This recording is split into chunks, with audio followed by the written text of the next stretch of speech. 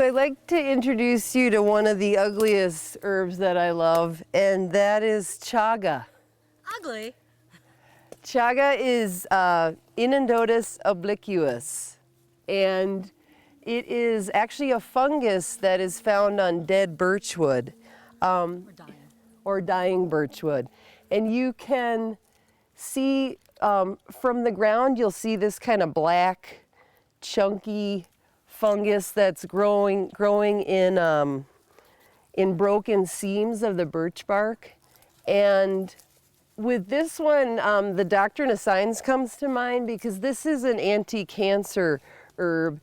And you can see by looking at it that it is kind of a ugly, knobby growth that is somewhat reminds us of cancer growth. When you cut into it, we harvest this with a hatchet, and when you cut into it, you'll see this brown cross section, and I'll pass that around so you can take a look. There's some research as of late about the benefits of birch bark in use in healing cancer. And I suspect, and this is probably proven by someone smarter than me, that the chaga actually takes on the properties of the birch bark as it grows. And that is probably one of the ways in which it has an anti-cancer action in the body. So after we chop these down, we prepare a decoction, which is a water extract where you put the fungus into a pot with water and then let that simmer for 1 to 4 hours, and it'll cook down, and then you have a concentrate. From the looks of it, you would think that it would taste disgusting, but it's actually really good. And I drink it hot or cold. You know, you're right. It does actually take betulin out of the birch tree. Yeah. A betulinic acid. Okay. There you go. So here's the cross section. Thanks, Judith. Does it taste like mushrooms at all? No, it doesn't taste like mushrooms. It tastes kind of like earthy coffee, but not bitter. It's sweet. It smells like pine, kind of. Did you get some? Maybe it's because we all have sap on our hands. Could be. So one of our goals today, this one's a little harder to find even though we have a lot of birch trees, but it's my goal, and I know it's Judith's too, to find more chaga. So let's stalk the wild chaga.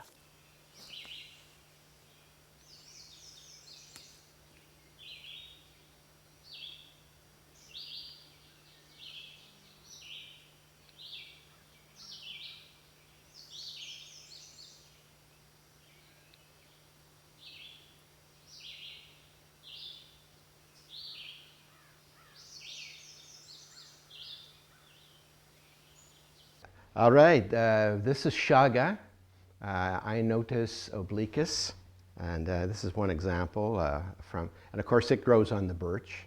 Now this is the sterile conch, which people don't really understand. I mean, almost all of the other conchs on trees are actually the fertile fruiting body.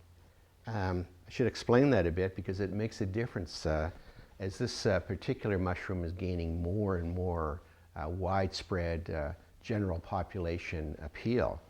It certainly has some great qualities to it. In fact, many of the studies have suggested that it is a great immune enhancement, immune modulator, but also active against a number of different cancers, including lung, cervical cancers.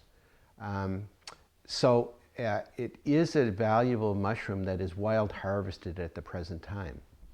One of the problems is that chaga is only found on 1 in every 20,000 birch trees. And people will say, oh, that's not true. I find it all the time. Yes, it is found, and where it's found, often in a particular segment of the forest, will be plentiful because that's its small geographic zone where it actually has become, quote, infected the trees. The reality is that chaga may be subject to over-harvesting, and I am concerned somewhat about the sustainability. There are attempts to do fermentation product with chaga in commercial enterprises, and the compounds are slightly different. And so whether or not the actual fact that birch, which naturally contains in the bark betulin and betulinic acid, two very powerful anti-cancer and antiviral compounds, may be part of why chaga is so valuable. The other thing to note is, of course, is that on chaga, there is a very dark black odor part that almost looks like it's been burned or something. And then, of course, on the inside is the very distinct rusty brown. And both parts are used in medicine. There are different recipes associated with its use. I think it's a waste to, I have been in sort of these neo-hippie cafes where they serve $12 lattes with whipped coconut cream on the top, and then a sprinkle of chaga powder on the very top, and charge you $12 for that. I pass not for the bucks. I pass because, and let them know that that is a very,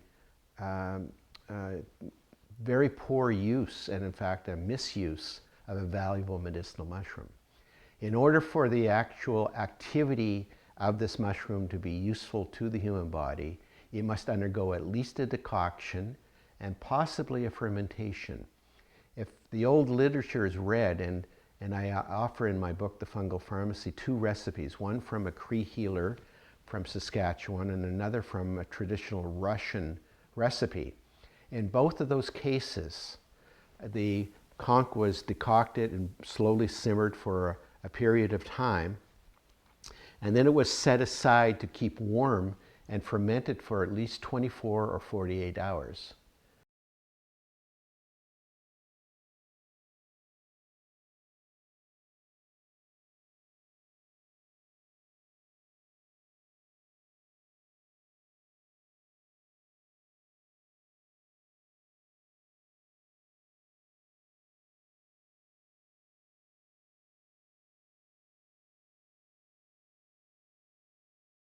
I have no evidence on a scientific level to prove this yet, and maybe it will never be, who knows. But the reality is, I suspect that there's a fermentation process goes on that maybe makes some of the compounds in this particularly valuable medicinal fungi more available to the human body. That is, the fermentation that goes on, then the ability of the intestinal bacteria in our gut to further work on some of these compounds to release into our bloodstream to have this great immune enhancement and anti-cancer activity. More studies are, of course, required. Human clinical trials have yet to be really done. And so even though I believe it's a valuable medicinal mushroom, we still are waiting for the first proof.